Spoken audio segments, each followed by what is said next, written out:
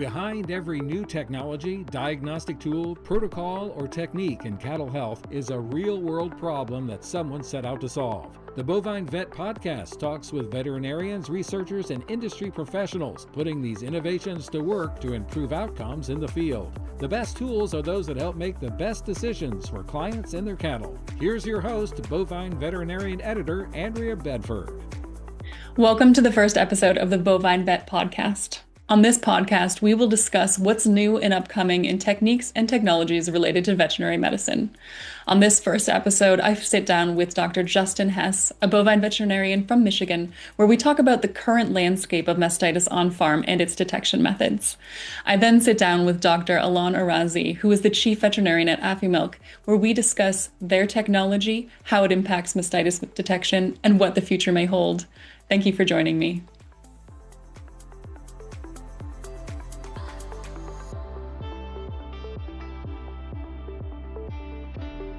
Hey everyone, welcome to the Bovine Vet Podcast. I'm here with Justin Hess today, and we're going to be talking about mastitis.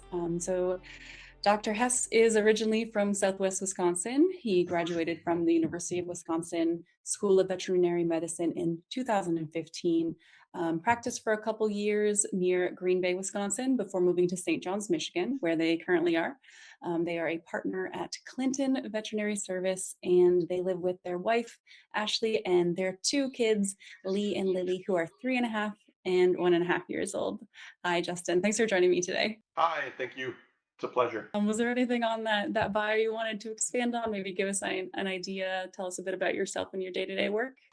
Yeah, it's just very busy with a 3.5 and a 1.5-year-old. You get to appreciate sleep and, just calm and tranquility, because there's not a whole lot of it at home.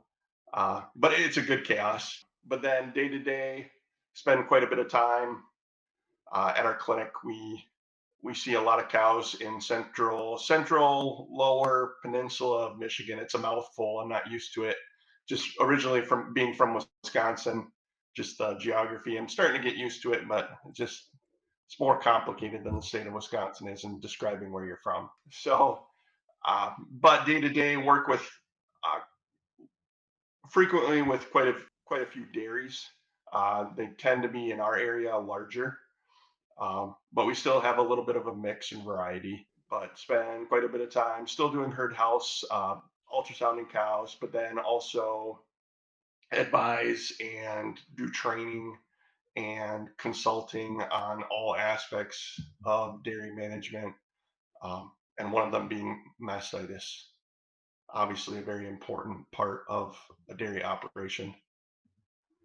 So how many people do you work with at the practice you're at?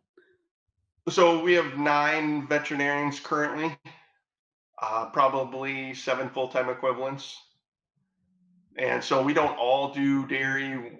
We're a large animal with one doctor doing exclusively equine, and then the remainder do see quite a bit of dairy, but then, some will see more equine than others. And then we do see small ruminants and beef cattle and so forth. But dairy is just the largest portion of our practice. So in your day-to-day, how is mastitis impacting you currently? So currently it's not too bad. It's always something you want to manage, and it's one of the more, it's ever present on a dairy, and it's something you just try to manage and control and keep in check and improve upon. So it's always at the forefront to some degree. You hope you have control measures in place and treatment protocols well developed to make it easy and fairly straightforward for a dairy. But it's ever present. There's no getting away from it, unfortunately. A year ago, or about 18 months ago, we dealt with high path avian influenza in the state of Michigan. So we had those challenges. So compared to a year and a half ago, it's quite a bit better. And after high path avian influenza went through a few of our herds, we did have some contagious outbreaks of contagious mastitis. And I don't know what part the high path of the virus actually caused in that, if it had any impact at all. But we dealt with some contagious pathogens in a few herds following the actual initial high path outbreak. So right now it's better than it has been. But like I said, you're always trying to improve. In the state of Michigan or in our area, sand is pretty frequently used as the bedding type in free stalls and on most of our dairies. More and more of it is becoming recycled, but there's still quite a bit of virgin sand used. And then we do have a few farms that use digested manure solids. And so each one of those plays a different role or has an impact on the mastitis on those farms and the level of it and how big of a just the types of issues you deal with and how it ebbs and flows throughout the year as well. So going back to something that you said, were you seeing a correlation between like the incidence of high path avian influenza and mastitis in these cattle? Like some sort of connection between those? So the high path avian influenza, one of the clinical signs that dairies would find is a portion of their herd would develop really thick yellow discolored milk, which is essentially the definition of clinical mastitis. It's abnormal milk. And so that was one of the concerns and a lack of milk production. And so by definition, it was a viral form of mastitis, which is unheard of in cattle. Um,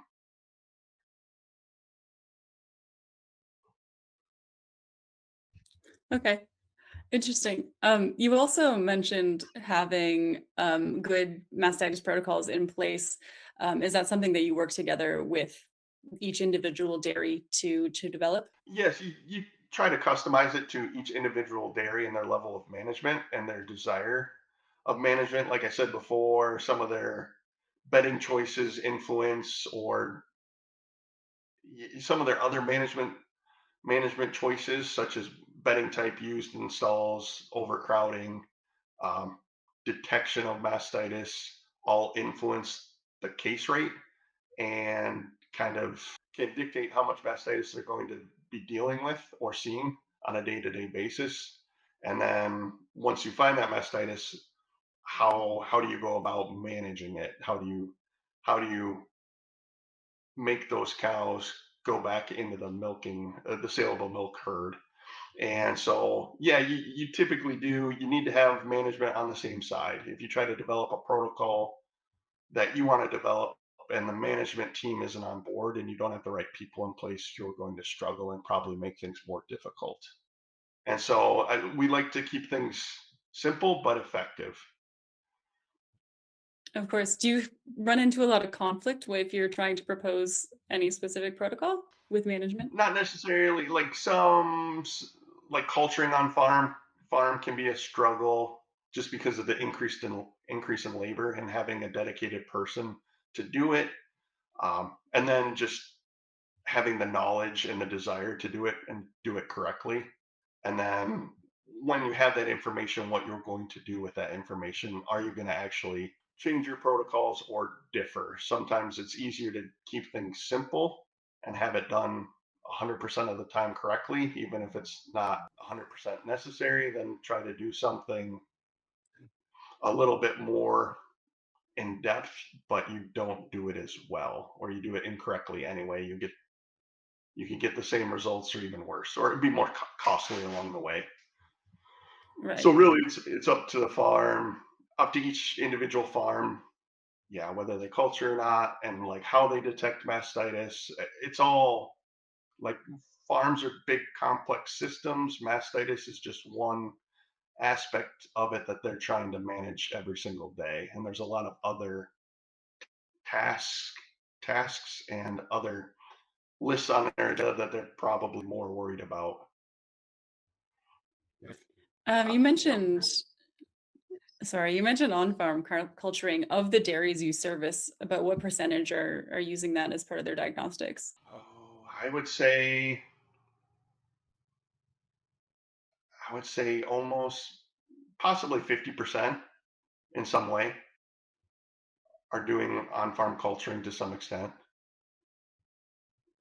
And each of those has someone dedicated to, I guess, looking at the results of the cultures and determining what bugs are impacting the animals. Correct. Yeah, usually yeah, so it gets, sometimes it's the same individual that works from, collecting the sample to plating the sample to reading the sample, and then selecting the protocol. Sometimes it's a couple different people, but you really need to have someone in charge or a couple people in charge and have it done consistently. But Is that typically, you do something have one person.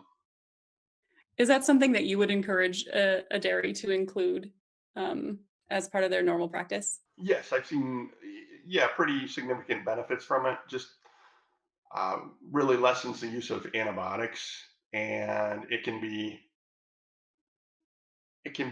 not as difficult or as scary or intimidating as you might think, especially given the different culture medias that are available, which makes reading plates a lot easier. Now Hmm. you can go really basic and just do blood auger and McConkey and have to interpret it. But really, once you do it enough, it's just about repetition, and you get comfortable, and you have someone that's there to answer any questions. It's really not that difficult. Now, when you say someone there to answer the questions, is that you? Yeah, so typically when we go on a farm, if we're there once a week or more frequently, we'll try to stop in and just make sure that the individual responsible for reading the culture plates is doing it correctly, and then answer any questions that they may have, because it's not always straightforward. Like you can be sloppy, and I mean there are bacteria everywhere, so contamination is a real possibility. And you know, looking at a plate and determining what is a colony and what is not a colony isn't always as straightforward as you might seem. Sure. Now, the dairies that aren't doing on-farm culturing, what methods are they using? Are they sending samples out for determination? Some will send samples out, others will just do broad spectrum antibiotic treatment. Yeah, some will send them into our lab. Some will send them out to a third party lab, depending on like how often, how often and what they're specifically looking for. And then others won't do any culturing, and they still just treat everything with antibiotics. Right, more So a it's broad it's a spectrum variety. antibiotic. Like oh, go ahead. Sorry, a broad spectrum antibiotic versus specifically targeting the actual pathogen. Right. Yeah. I mean, there's not too many options anymore, but yeah, one of the available or approved broad spectrum antibiotics that they would use to treat everything. Usually keep the duration pretty short, just to minimize time in the hospital pen and cost overall. Right. So when you are called out to a farm for a mastitis call, how much of what you're looking at is clinical versus subclinical mastitis? Uh, so usually when you go to a farm and they say they have mastitis issues, I feel like it always starts with the bulk tank, Semitic cell on the bulk tank. At least in our area, that's the numbers that they get pretty immediate feedback for, on a weekly basis. Or there's always a few day lag between the co-op and when they get posted or when that milk ships out. But that's one of the common things that dairies notice first, and then also the number of cows in their hospital pen. Um, so I would say it's clinical, but then there's a give and takes. Clinicals to some degree become subclinical before they cure, and then you have your underlying population of subclinical out in the herd, which to some extent every farm has them. It's just to what extent. And one other thing to keep in mind is clinical is only as good as you are at detecting it. Um, it might seem easy to detect abnormal milk, but there is, there is some subjectivity to determining what is abnormal milk, like, and like with how fast parlors are being pushed with the amount of throughput in them, like workers are asked to milk more cows in a shorter amount of time. And so to look at and examine milk thoroughly, you know, for 8 hours or 12-hour shifts, it doesn't always happen on every single cow. And so you'd be amazed at, how much you can actually be missing or ignoring, either intentionally or unintentionally. So you said that bulk tank somatic cell count is usually what'll bring you out to a dairy. Um, is it about, I guess, overall average data and the change in the somatic cell count from one day to the next? Because I'd imagine that those can differ between herds, like what the normal is. Right. So each farm kind of has their baseline, and they know historically what they've been at. And when it starts to creep up at an abnormal time of year, when they're not used to it, then they start getting concerned. And usually on well managed dairies, they're typically finding more clinical cases of mastitis too during that same time. So it's typically both of them that are increasing and causing alarm for the dairy. Now, apart from that, are there other mastitis detection tools that your dairies are using that are alerting them to issues? Uh, I wish they would use some more than they do. So we do have quite a few farms that have the ability to read conductivity of milk to detect mastitis, but that isn't 100% accurate. And so it's basically measuring the salt content or the ion content of milk, the sodium and chloride versus potassium. And you need a baseline because it varies and differs for each individual cow. And so you have to compare it to each cow's baseline. But now that our ability to collect data, um, is much better than it was, 30 years ago. It's not too cumbersome, but it's not 100% accurate or reliable. But we have a few dairies that will use that as a tool in detecting mastitis. But it's, yeah, for sure not. It's been around for a while, and if it were the cat's meow, we wouldn't be having this discussion, and it would be like the milking unit of modern dairies. Everyone would just have it. So it's a tool, but it's incorporated into some systems. So those farms will use it just because it comes with the system. Other farms, we do have a few farms that will do individual somatic cell testing on a monthly or six weeks basis. Um, that is, I wish more farms did it. In vet school, like that's the gold standard, individual somatic cells, so you can actually manage and utilize that information. Um, but we have a lot of farms that don't, just because of the time that it takes. Even if you have a company come out and do it for you, it's costly. There is a cost to it, but then it also slows down your parlor. And a lot of our dairies try to maximize throughput on their farms, and that is very, very cumbersome. And those, by delaying or getting behind with milking, you're losing revenue straight off, like right off the bat, and that's hard to make up, especially when you don't have any time to make it up, because like you're maximizing throughput already, so it's almost impossible on some farms to get that time back. So So when we do have some doing that, and that is helpful.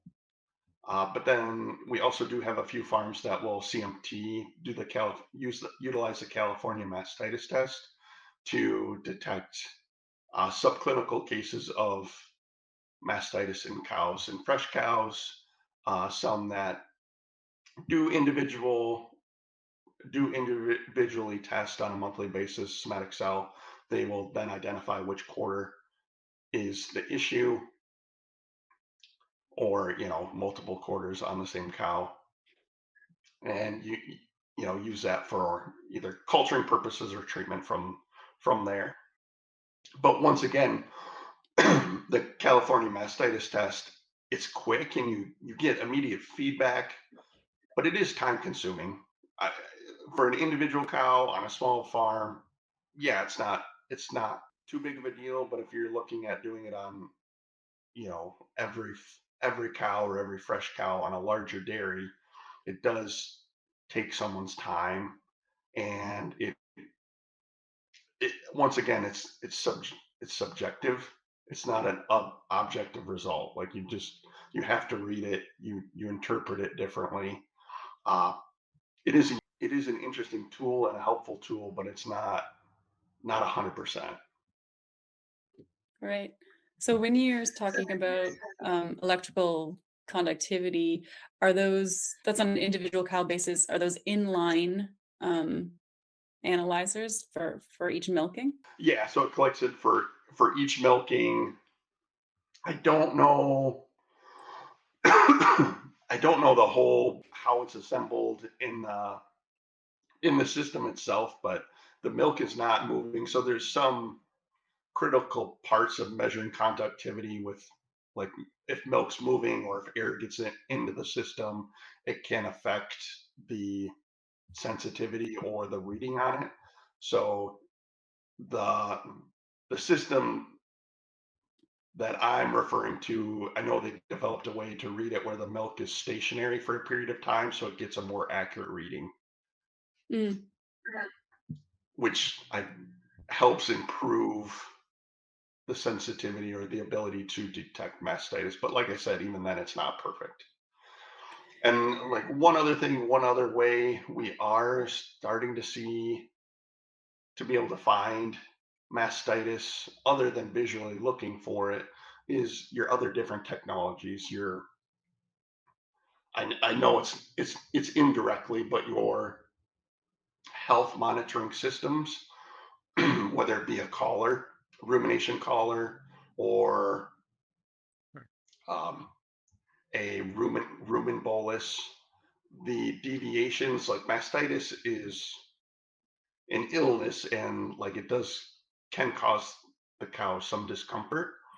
And so there are other ways to find it. So if they show up on a health alert, that is one way that farms are finding it, other than in the parlor, that they can screen those cows a little bit more carefully and take more time than an individual has in the parlor for force stripping to identify it and find clinical mastitis at that point. It's still not subclinical, but So I that guess you could even do CMT testing on those cows, but I've not gone that far, or we so don't have that we're farms talking doing about it. like changes in rumination or activity, eating times, resting times, that sort of thing. Correct. Yeah, rumination. Yeah, was the more severe cases of mastitis, you can see decreases in rumination. The rumen bolus does record temperatures, and so you will see a cow's temperature increase with mastitis. It's not 100% of the time, but you can see it increase while ruminations decrease. Cows with mastitis tend to lay down less, just because they're uncomfortable with an infection in their udder. Um, I don't know. I don't know of a system that really reliably measures lying time, though. But just using that system to identify sick cows is helpful in finding mastitis, because those cows can be sick from it. How would you say like the amount of data that you're looking at on a daily basis has changed with the adoption of these animal health monitoring systems? Oh, it can be a lot. You can really go down rabbit holes and chase after it, and there's any more and more data being collected and analyzed on more and more systems, and they're all kind of competing for the same space. And it's just which ones are the most useful and the most reliable, because the only thing worse than no data is having wrong data or misleading data. And so it can be a challenge, but there is a lot of data, and it's, with new technology and improvement in technology, that data, should help us and improve our ability to detect mastitis. And so that it's yeah, it's very interesting, and it's always interesting to know what's on the horizon for different disease detection technologies. I suppose even with all the data, that's still not a diagnosis, right? That is what you are using to then identify a cow that you would go in and look at further, right? Correct. Yes, you're just using it as a tool, but the data tells you something's wrong, but it doesn't tell you exactly what is wrong. And so that can be frustrating too. And sometimes you still don't know. And sometimes Yeah. you wonder if it's actually the data being wrong, like if the technology's wrong and it's just misleading you. And that can be extremely frustrating. Oh, like you've seen a cow with some data that looks like there's something wrong, and then you go in and you're like, the cow seems normal. Is that what you mean? Yeah, like a lot of our farms use the systems for fresh cow monitoring, and they'll come up on a health report, and you'll look over this cow, and it'll say, her ruminations tanked, or and then you're like, but I don't find anything wrong. Like her rumen's full, she's got good manure, her milk, and then you dig into the data that it's collected a little bit more, and it's like, well, our milk's 100 pounds. It's like, okay, do we just have some other issue with the system that it flagged her for this one thing, and it's really not working correctly? And so, it's a red herring. She's not actually sick. It's Right. just But though technology I that. guess technology deciding for you, though I suppose it's better to have those and to go check than to have something go unnoticed, right? Right, yeah. So hopefully that's a very, very small percentage, and typically it is. So speaking of, I guess, missing detections, can you speak to kind of the cost on a dairy of late mastitis detection or of missing it? Like, how does that play out? Yeah, so you have a premium for the bulk tank somatic cell, and that does play an influence, or it does have an influence on the overall milk price that a dairy receives and the cash flow and stuff like that. Um, yeah, it's interesting because like it does affect bulk tank, and there is a premium for better quality milk, and for they've done lots and lots of research with the increase in somatic cell. You have less milk production overall or long term. So it'll drain, it really costs you from a production standpoint long term if it's not kept in check. But then in the short term, like, some of the mastitis you find are no gross, and some are E. coli's that will self cure. And so for the 7 days that they're clinical, and approximately 2 to 3 weeks before their somatic cell normalizes completely,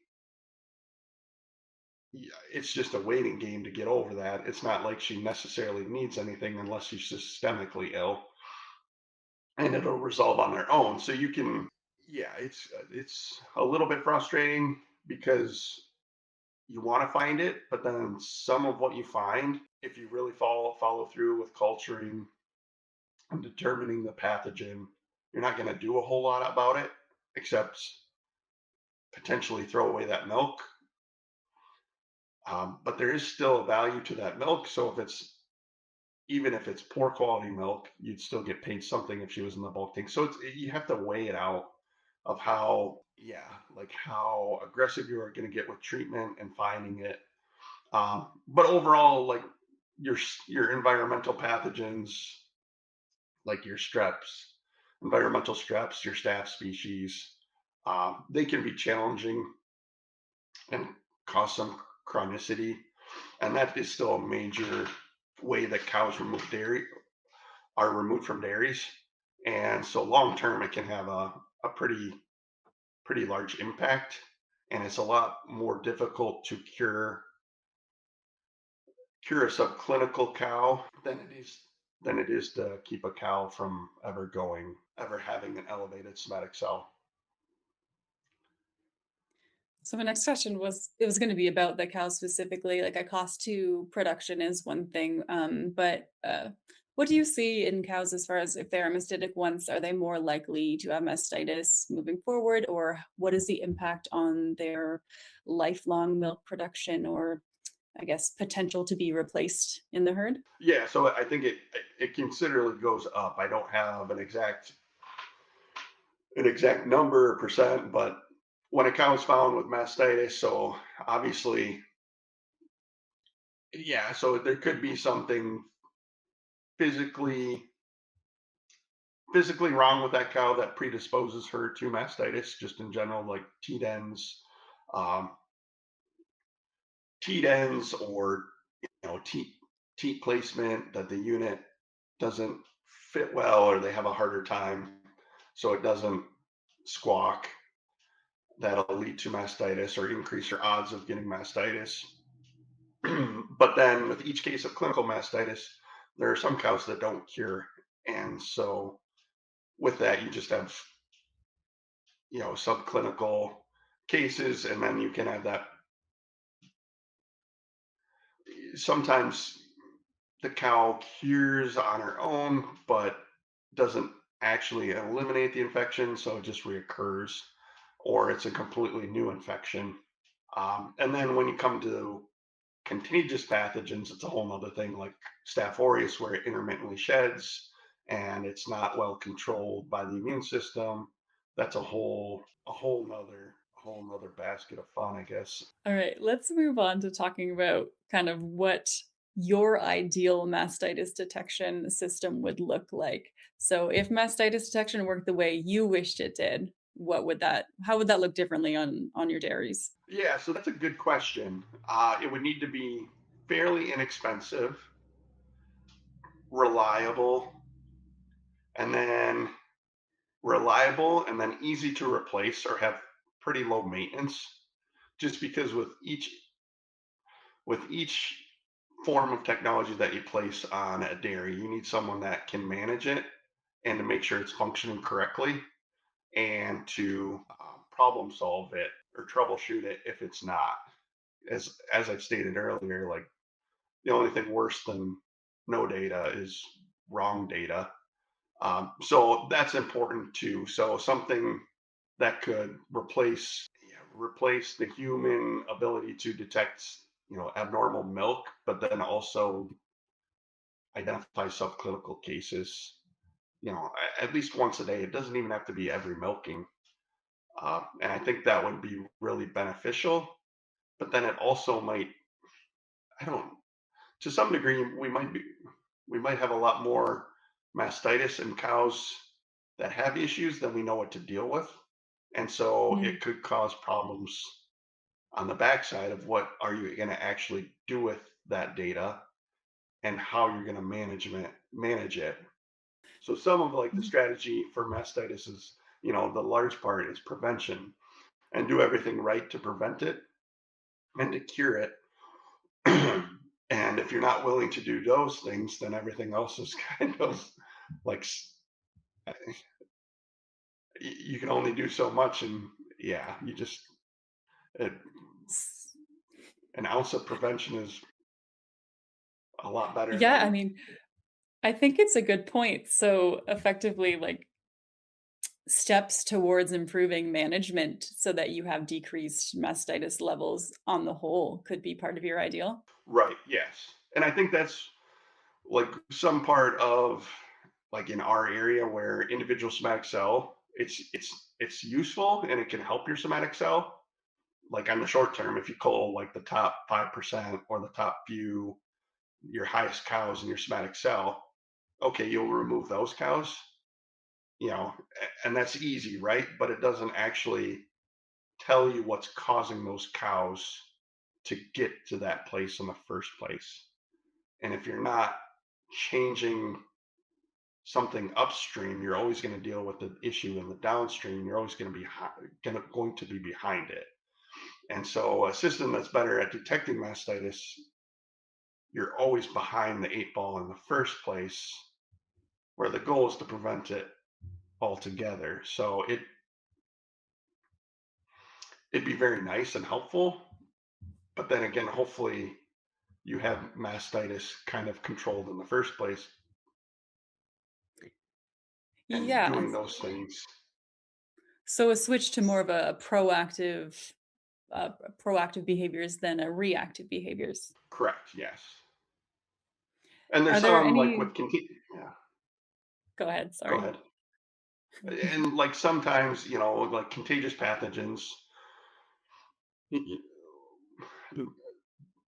they seem to be becoming less and less of an issue because you do things to be more proactive and to minimize their presence and to control it and to have control measures in place. So I guess the detection of mastitis would help in controlling it from and identifying it so you can limit the spread. So it could be a tool that way, but hopefully you're doing the correct things that, yeah, prevent it from ever occurring too.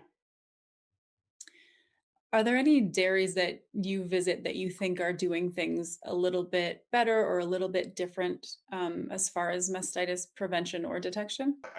So like here in Michigan, as I mentioned before, like someone once described the lower peninsula of Michigan just as a sandbar between two lakes, which is like you think about it, and it's very, very true. So the use of virgin sand is just unbeatable. Like you can you can utilize virgin sand, and that just makes everything else so much easier just because you start off with a clean bed and an environment with really low bacteria counts, and that solves a lot of problems. So like those would be my farms where it's like, yeah, mastitis isn't an issue just because of that simple fact where you're choosing that. And I know to some extent it's a limited resource, but it just makes things so much easier, and it kind of spoils you, especially if a farm goes away from it and starts using recycled sand or biosolids or another form of bedding. So what we really need to do is start shipping out the Lake Huron beaches and the Lake Michigan beaches out to help with bedding around the country. Yeah, just find all the sand you can get and ship it all over, or we'll just keep it here and utilize it in here. But yeah, Oh yeah, so it'd be the dairy mecca. Everyone bring your cattle to the sand in Michigan. right, right. That's great. Um, all right. I think I'm gonna ask you one more question that maybe we'll go off of. So I don't when you hear about new mastitis technologies and new things that people are trying, what about them excites you versus maybe turns you off a little bit? Some of it's uh, yeah. So I've heard about different technologies or different tests that you know it always sounds it always seems like they're in a pipeline. Whether they actually make it to market or not is always, you always anticipate it, and sometimes it never happens, and it was just hearsay, or you don't know. It was always too good to be true. But I believe, I mean, as technology improves and data improves, it should just be make it a lot easier to find mastitis. So I think just the ease of it and the ease and accuracy is exciting, and just what the amount of data we can collect already on an individual cow basis. I think it just that's exciting. And then I'm always skeptical when a new product comes out or a new way of detecting things, it always worries me that it's always being upsold. Um, like I with all the salespeople that we deal with, that and all the different products available, sometimes you'd swear you'd barely have to feed your cows anything, and they would produce milk if you just gave them everyone's secret, everyone's product that they're trying to sell. So you always have to keep that in mind too. Sure. Do you do a lot of testing of new products? Like, do you have researchers coming to you or companies saying, hey, do you want to check this out on your dairies or no? Yeah, we do have some. Uh, yeah, occasionally we will have different products that come around. Some through clinical trials. Michigan State University is just down the road, so occasionally there will be a company that's has developed a product that they're trying to, research and prove out. Um, so we do have that on occasion. Yeah. Okay. Just curious. Um, okay. I mean, I think we can wrap it up. Is there any last points that you wanted to make about mastitis or mastitis detection that you think is important for veterinary listeners to know about or to hear? I think the biggest thing, I don't know, it's sometimes it's easy not to get involved with the parlor. Like the parlor is a very large and like probably the most important part of the dairy other than the feed center. And so sometimes it's intimidating to get involved and to actually go in the parlor and see how the milking is being done, because you don't want to disrupt anything, um, because it needs to happen 24/7. But it's also very good to see, what people are asked to do, and to see if it's actually happening and if it's possible. Like, fortunately, like as a veterinarian, I don't have to milk cows every day. And like what milkers are asked to do, I mean, it's a full day's work, and it's physical and it's demanding. And so and it's repetitive. I mean, it's the same thing over and over and over. So it's easy to criticize and how they do their job and they're not doing it well, but then again, to actually do it yourself, I don't know if I'd be any better, every single day, 300 days a year.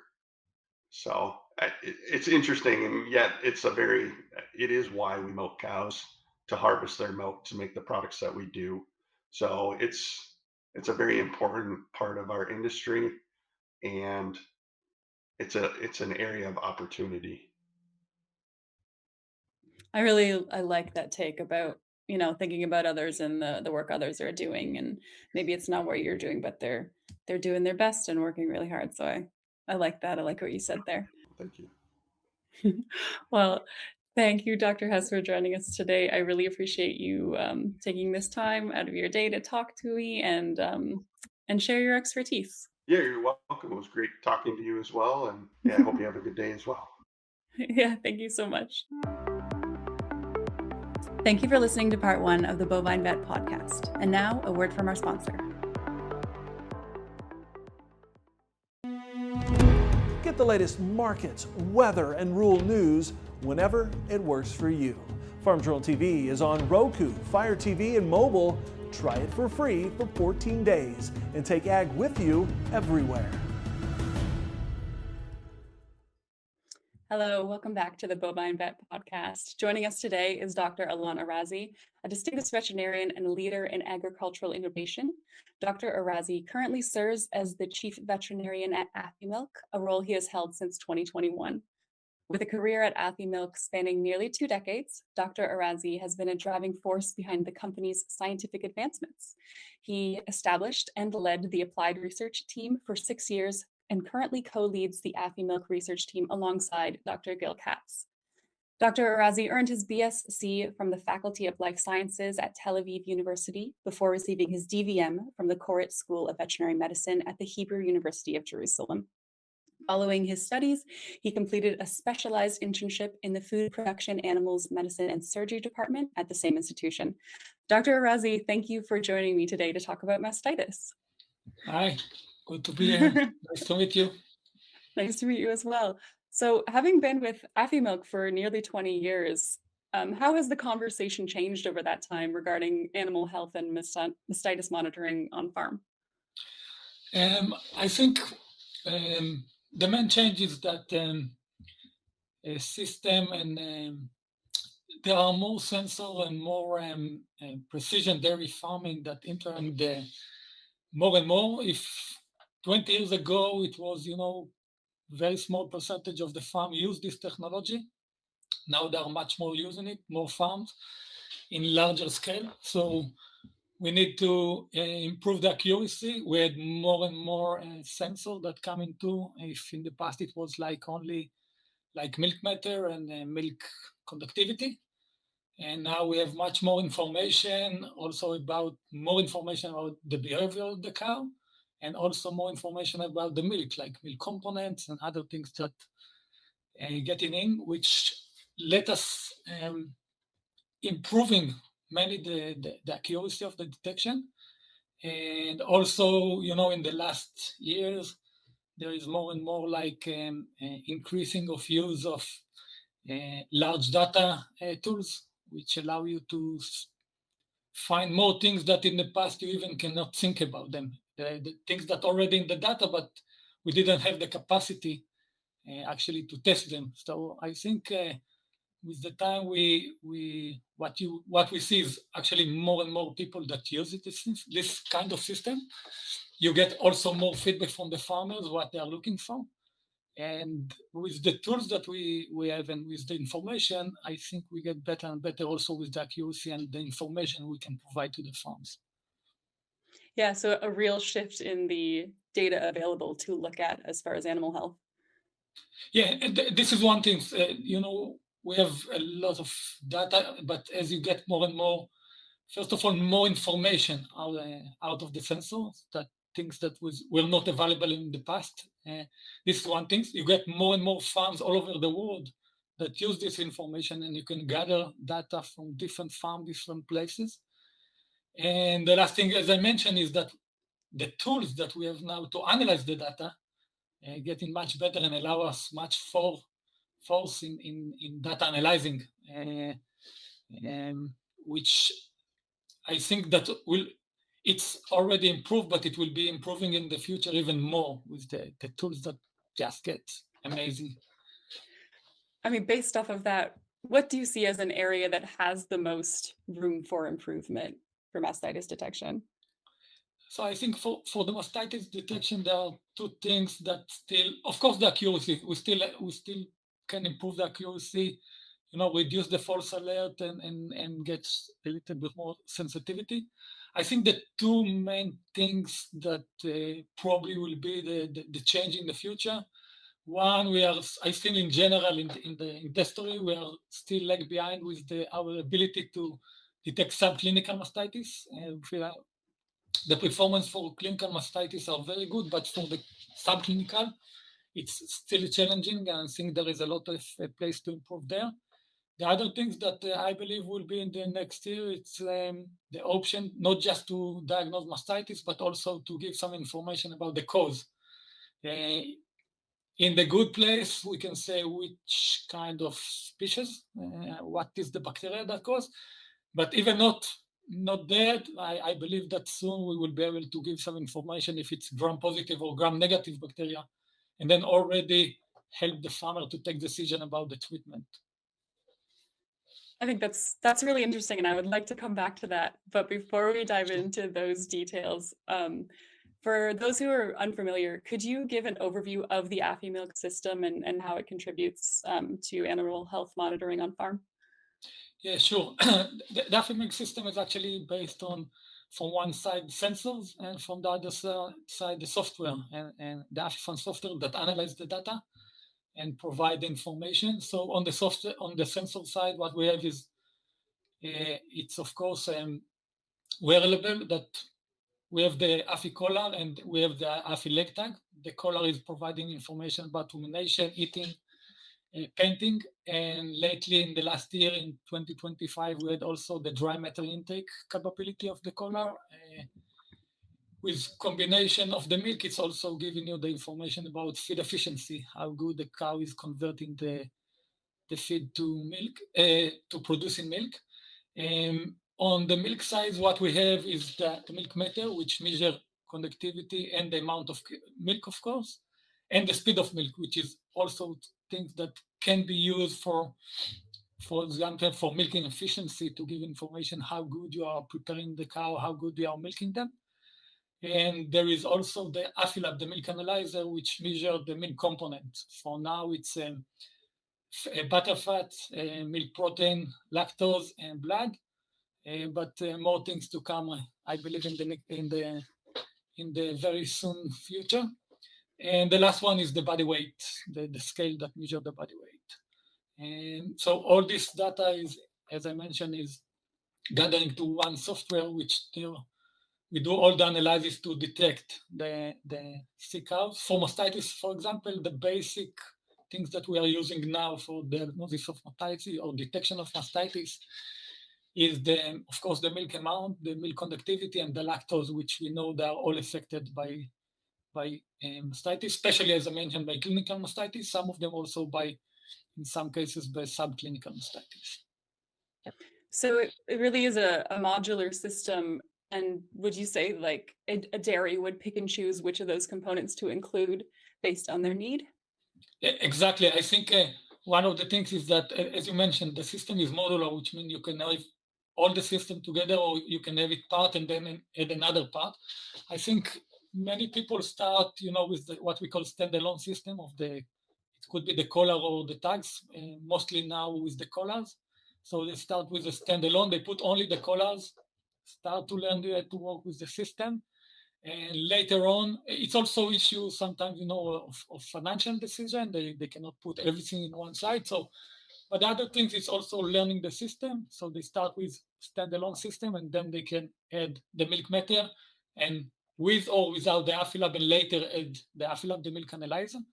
It could be the opposite way, people that start with the milk meter, only the milk meter and some RFID for identification, and later they will put the collars. It really depends on the need of the farm, what they already have. So you can start with some part of the system and then increase. And of course, I think one of the things that most of the people anyway put once they put the system, it's the sorting gate, with or without the scales.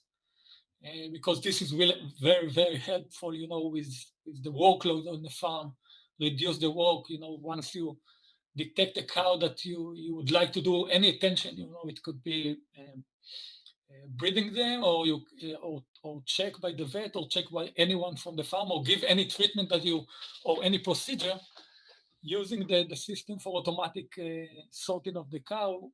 It's one of the basic things that people start with, together with one of the other part of the system that I mentioned. Gotcha.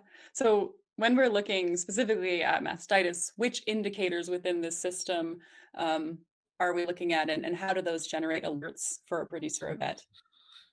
So for mastitis specific, as I mentioned, what we'll mainly use is the change in amount of milk and the conductivity. Conductivity is increased when cow has clinical mastitis because there is an increasing flow of ions into the milk.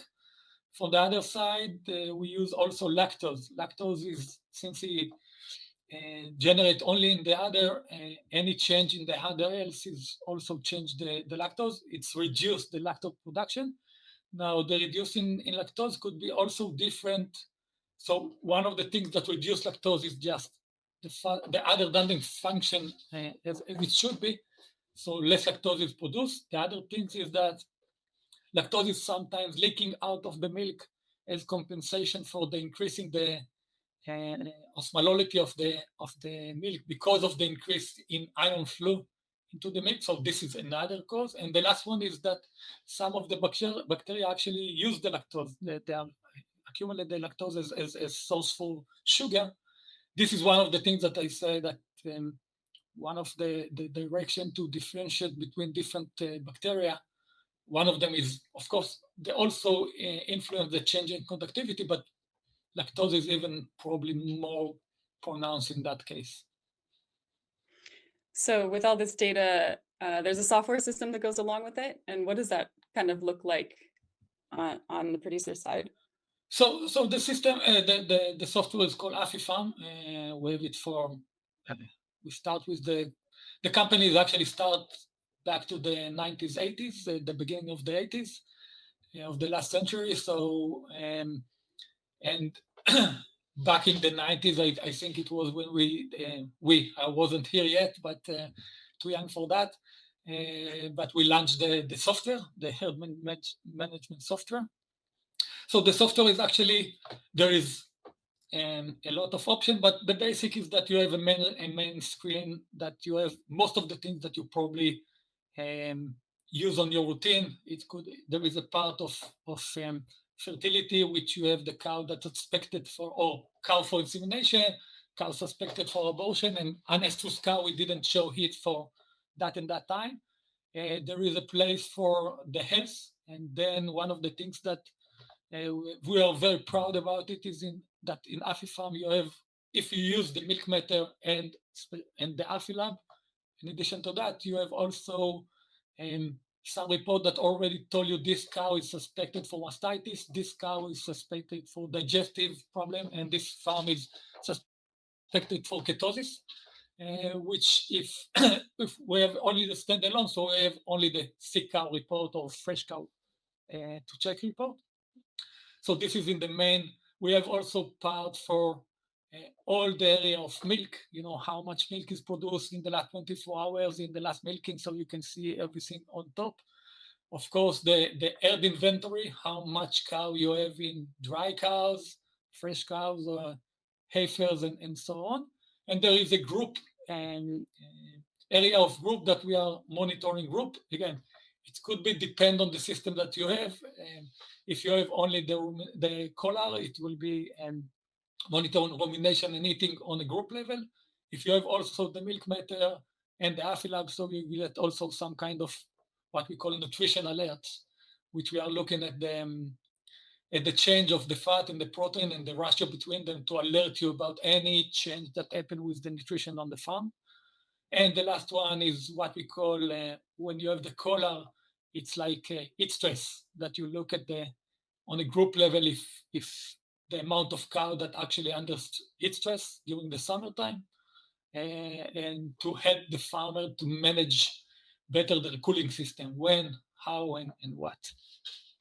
So really, in combination with all the components, you have the opportunity for a full view of the herd and everything that's going on, or at least a lot of metrics. Yes, actually, I think the system is working, as I mentioned, on the cow level. It's work on the group level and also on the herd level. So we try to look at all the aspects of the farm. As I mentioned, I don't know if I mentioned or not, but we are focused, especially for now, on reproduction, on fertility and welfare, and nutrition, as I mentioned. One of the things that we are entering more and more is, since we have now the dry matter intake measurement, and we are calculating also feed efficiency. So we are getting more and more, to the area of economical area, which we are learning now. We already use this information for taking better decision about your reproduction. But I believe that when we learn this area more and more, we will be able to give some more information, more financial information. And this is what we are looking for in the future. That's great. Back to mastitis. So compared to more traditional methods of mastitis detection, like how far ahead of any visible signs of mastitis would AfiMilk be giving you an alert on an animal? Yeah, so actually what we try to do with with the automatic system is two things, I think. One is to reduce the workload. If you don't have to check every cow because the system is checking every cow 2 or 3 times, depend on how many milking you have per day. The other things, as you mentioned, some of the I will not say it's in 100% of the cases of mastitis, but in high percentage of mastitis, the changes in the milk are, and sometimes also the cow behavior are before somebody can actually see it by his eyes, which means that increasing conductivity, especially when you have like cholecystitis or such kind of mastitis, the drop in milk and the increase in conductivity could be in an hour from the time that the bacteria affect the cow.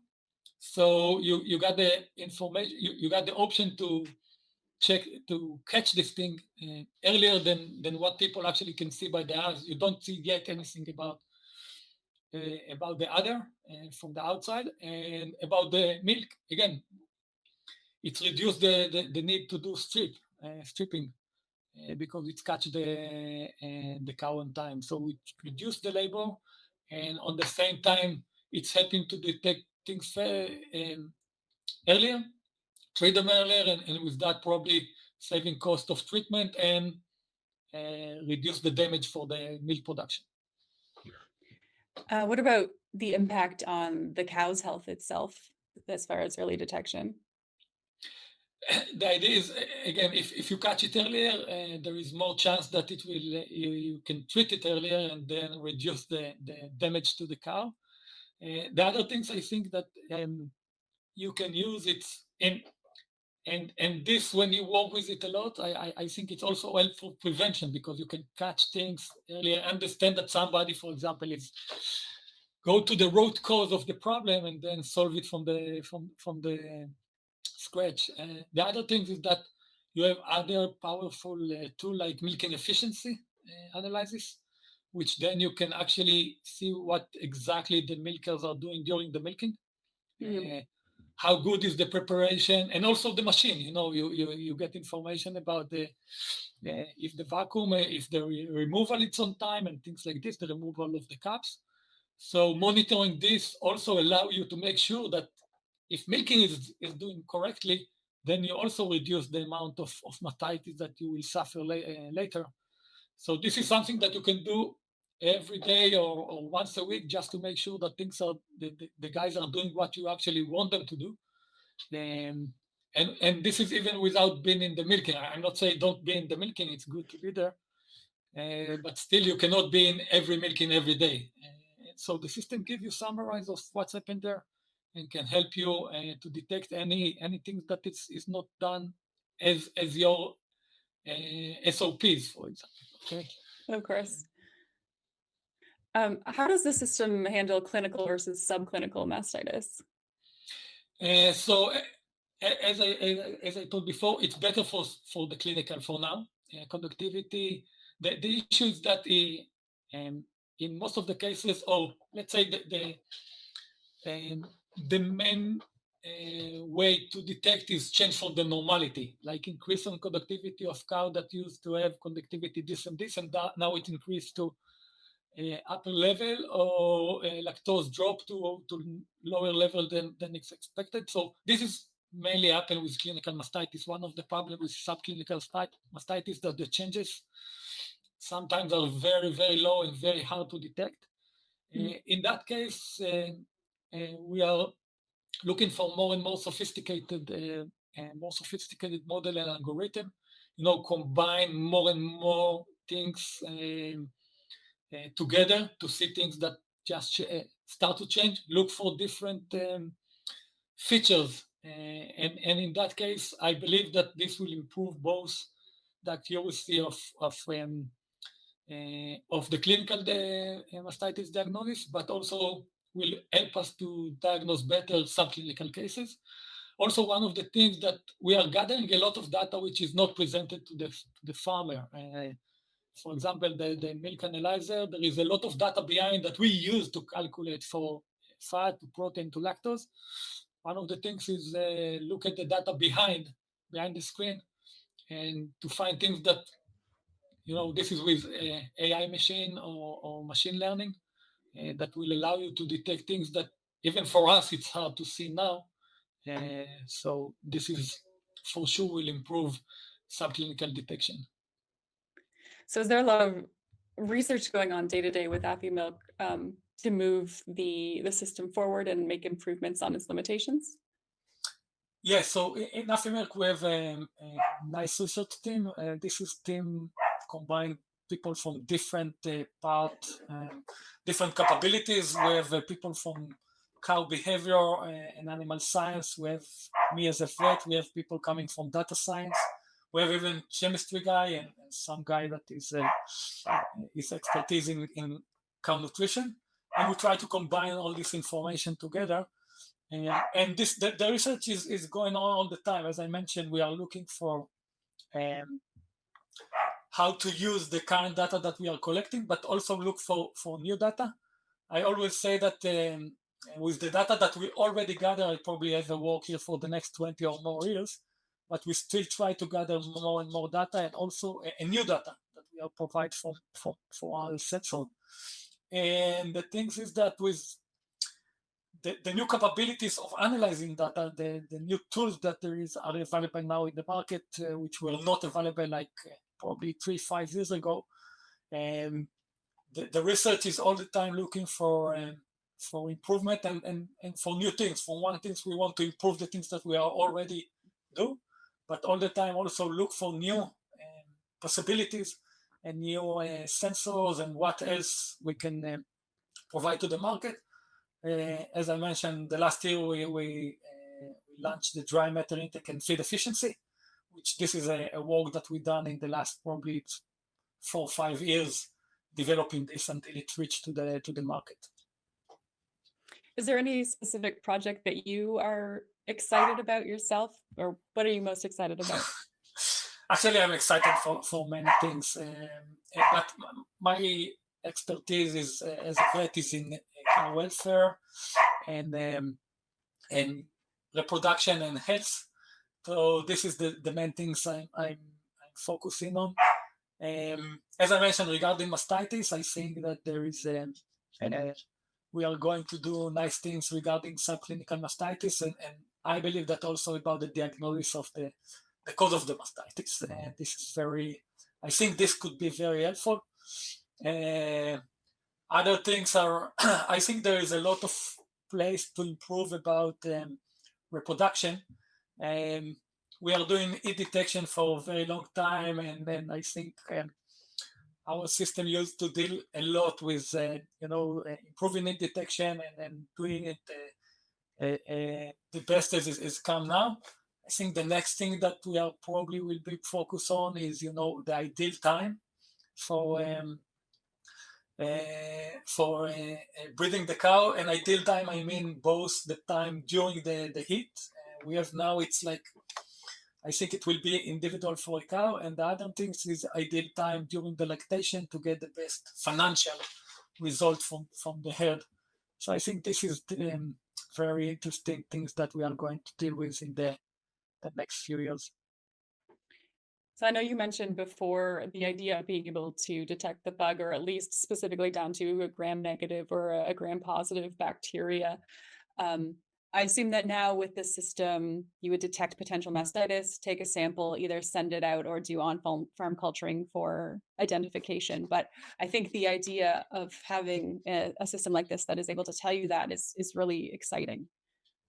Yeah, this is what I see. I think one of the that the things that will be for me it's very exciting is things that we start to deal with them in the past, and we are going to continue with that. As I mentioned, with the new information that we are gathering and the new capabilities that we have, we got I will say, like, we call it all science in the last time we did with that. Probably soon it will be time to go back to that, and I think that could influence a lot, the farm, if you get not just the information that you got mastitis, but you already know what is the cause, at least as I mentioned, like gram-negative or gram-positive, so you can already start with the treatment immediately. again, and I think this is a huge potential for improvement of the other health of the herd. Yeah, exactly. It prevents you from having to send something out or wait for a culture. So that could be a big step forward, I think. Yeah, that's right. And I believe again, it's not tomorrow, but I believe we will be there with the information that we are collecting. Along with that, I guess, what other forward-looking things are you thinking about right now? Like, if you thought, oh, in 5 to 10 years, AfiMilk will be doing this, what are you hoping that is?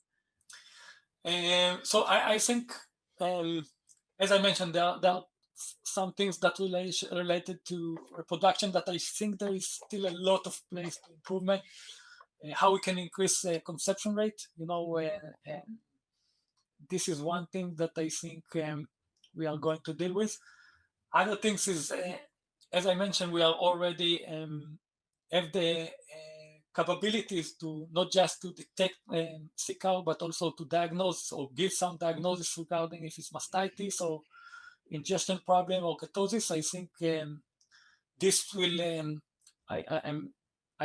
this will increase. We will have more disease that I believe that with analyzing the data carefully, you can actually already direct the farmer what is the cause, so he can start, treatment or at least look for that when they are checking the cow. Other things that, as I mentioned, I think we all need the beginning of what you can do with dry matter intake and feed efficiency. Our first application are like in the direction of things that we are familiar with, improving their genetic to better decision of which cow inseminate in what semen. It could be sex semen or beef semen, or that you can put for your best cow sex semen, for example. And the other things is that taking better decision about culling, which cow you should cull, not just by the milk production, but actually by the money she's bringing to the farm, looking at income over feed, for example.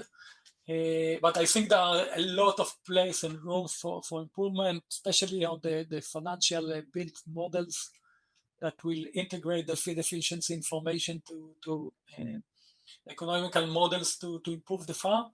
And the other things is probably using the dry matter intake itself for health detection. And also some other things, we saw nice things that it's sometimes even more sensitive for example, for heat stress detection even than other things that we are using now. And one more thing is that we already got requests from farmers, and we need to understand it better. It's that if you are going to group your cows based on feed efficiency and not, for example, high yield and low yield, but how good they are converting the feed to milk, and maybe do some grouping for that, given your best cow, maybe different feeding. And so this is thing that I think is on the way. I think one other thing that you'd mentioned earlier was the hopes that this all this data collection could lead to increased prevention. Are you able to talk more on that? Yeah, I think that first of all, once you have the data and you can analyze it, you look at some analysis backward, not just what happened now, but what is the situation in the past, how things progress. And also it's helping you to understand where you should put your money, for example. And this is part of, the system for detecting these things. And the other thing is recording, good records for the farm. This can help you, it can help the vet, it can help the farmer to understand what are the main issues that the farm actually deal with, where is the money. Sometimes we are dealing with some disease because, I don't know, there was 2 or 3 cases lately, but the main issue is other disease, and we should focus on that and prevent that. Other things, as I mentioned, we are monitoring, for example, the nutrition on a group level. This can help you detect things like problematic feeding, problematic feed, sometimes event of subacute ruminal acidosis before you see anything. Go into that, check your feed, improve it, can prevent a lot of problems that come later. We know that with subacute ruminal acidosis, there is a lot of things that milk will drop down, health disease, especially lameness and things like this. So I think this is one of the things. The other things, as I mentioned, even to like milking efficiency, that you are analyzing and all the time monitoring the way that your milker are doing the work. This by itself, if you do it properly, can prevent mastitis, for example, can prevent other things. So I think the other things is that we start using more, in the models. You also look for cow, you use prediction. If I told you that in the beginning we look for the way to detect sick cow is change fold routine. Now just thinking that in the what is coming now is detect cow that are not doing as we expect them to do. Maybe they didn't reduce. They are okay as it look but if you compare to what they should do on that time in milk production, in rumination, and eating, and other things, milk component, we can already, or feed efficiency. This cow should be, this is what she used to do, this is what she's doing now.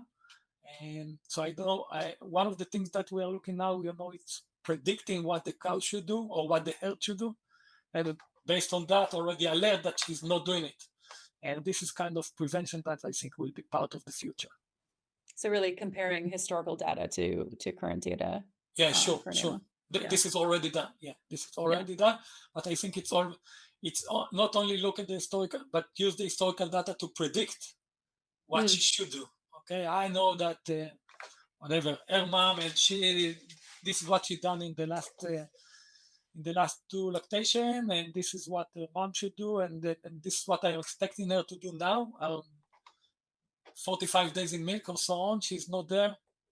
Raise a flag, and again with the information that you have, maybe even say what could be, I don't know, compared to what's happened in the beginning of lactation, and see that she has negative energy balance, or she had maybe pronounced sour, whatever, and with that prevent more damage, and also see what's going on the group and the herd level to detect things early and to prevent disease and prevent problems. Yeah. So based on your experience looking at AfiMilk systems being implemented on farms, how are you seeing producers and vets responding to the new technology? So I would say that I think it takes time for new users. It probably will take time. For some of them it's faster, for some of them it's slower. It depends, also how much you're already familiar with that or how much you open. I think the first thing they need sometimes both to learn the system and to trust the system. I used to do that, and now some automation is doing it. And I'm less involved in my cow. All the time, my point of view is that if you use the system correctly, you're not less involved with your cows. You actually will have more time to be outside and look at the cows, but the cows or the group that need more intention, and not just looking at the entire herd. So, but it's challenging. Start to work with automated and system and with computer. I think for the new generation, which very familiar with all the apps and mobile and computer, it's easier. For the older one, sometimes it takes more time. In that case, it's very, very important the training and the support. In AfiMilk, we really believe in that support and in each area, and of course in North America, in US, but in other places as well, where our farm AfiFarm manager specialists, that they are coming from their background is in dairy farms, and they are very familiar with the system, so they can help both at the beginning, but also for the one that get progress, they help them to do more and more things. But this is very important, the support, at least at the beginning, until they start to flow and run with the system. One of the things that I really like, that user, that producer, that after some time they get into the system, learn it, and then you start to get requests. Can you have this one, or can you measure this one, or how can you help me with this is the things that I suffer, what else I can do with the system. This is where I understand that they fly by themselves. Now they actually help us to be better. Right. So their feedback allows you to understand where maybe you should be going with it in the future. Exactly. I think one of the best resources to improve yourself, it's the feedback from the farmers, and some of the best ideas will come from that. I can say that some of the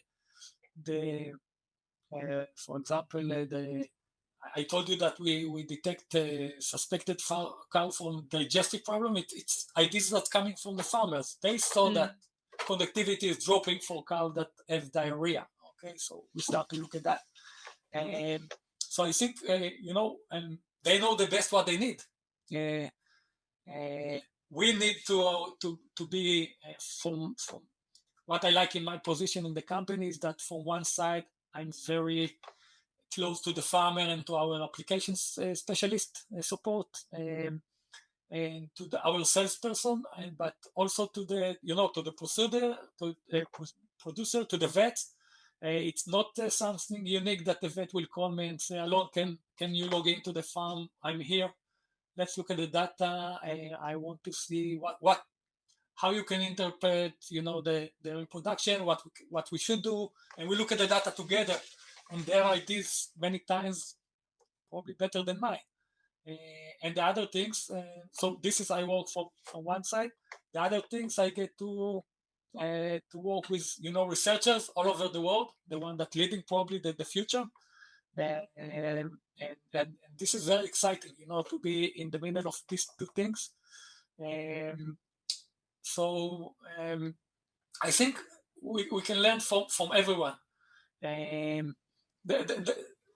The magic is, to understand from all these requests what you actually will be able to do, or at least where you should put your efforts. And it's coming from the field and from the research, from the academic. And both of them are probably right. You have to understand where you put your efforts and what you can do better than others. I think that's a really great sentiment. Do you have any advice for a veterinarian on how they could speak with a producer about implementing a system like this, or how could they start that conversation? So first of all, I really recommend, again, I know that the vets are working with different farms, with different systems, but at least understanding a little bit the system, or know who you can consult with. As I mentioned, we have great guys in the field that they are specialists both in dairy and in the system. So I would recommend when you work with the farm, build some a team consulting that people from the industry that work with the farm, the nutritionist, you as the vet. I see the vet duty in the modern farm, especially the very large one, it's more like a super consultant. He's the one that probably has the capabilities to understand or to know all of the nutrition, maybe a little bit, but he understands nutrition. He should know welfare, of course, health and reproduction. He understands a little bit or more about economical.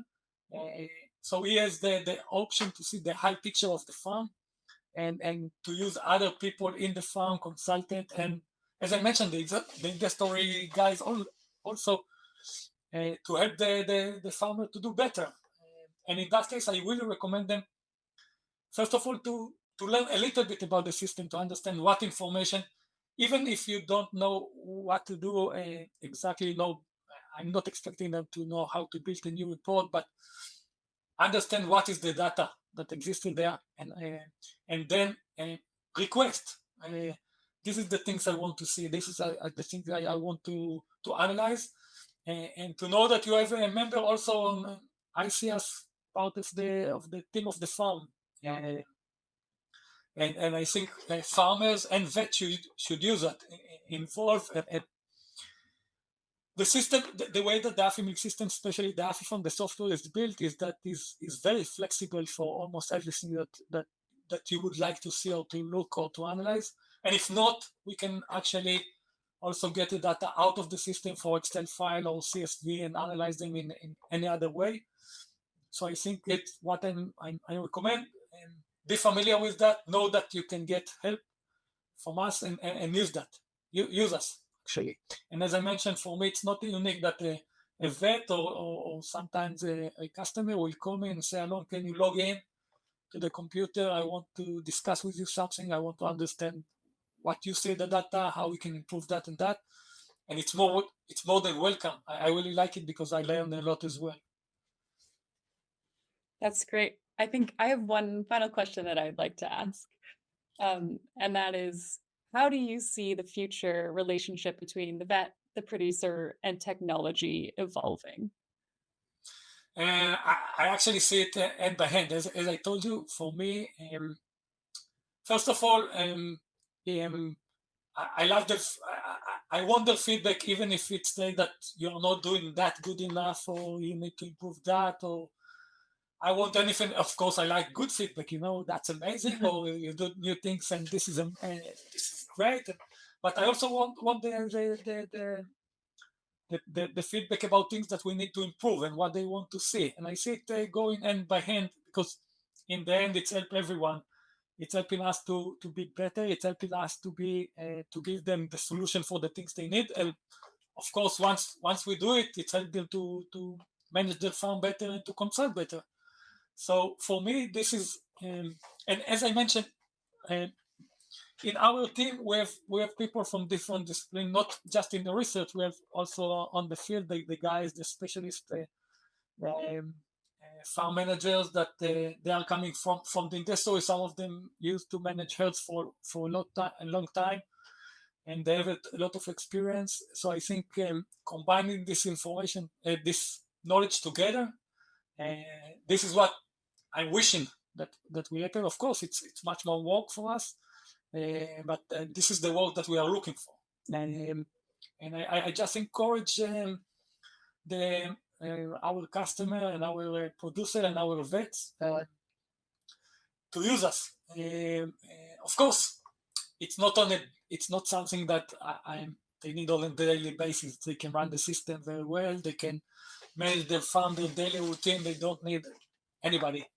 But once in a while, to do some, meetings, combining all the experts together, see how things are going on, where we should put the money in the farm, what we should improve now, analyze the data, periodically. It could be, I don't know, once in a quarter, twice a year. I don't know. It depends on the farm, or in large farm, it could be once monthly even, in the mega farms. And combine them for the knowledge of the people from the industry, the vet, the producer, other consultant. I think in the end, this is beneficial for everyone. Yeah, so really about the teamwork. Exactly. I love that. All right. Well, that's all I have. I want to thank you so much for joining me for this discussion today, Dr. Arazi. Thank you very much for having me, and have a great day. Same to you. Thanks. Thanks for joining us. We'll see you again soon for another new episode of the Bovine Vet Podcast. Be sure to like and subscribe. And remember, all episodes are available on Farm Journal TV and anywhere podcasts are found.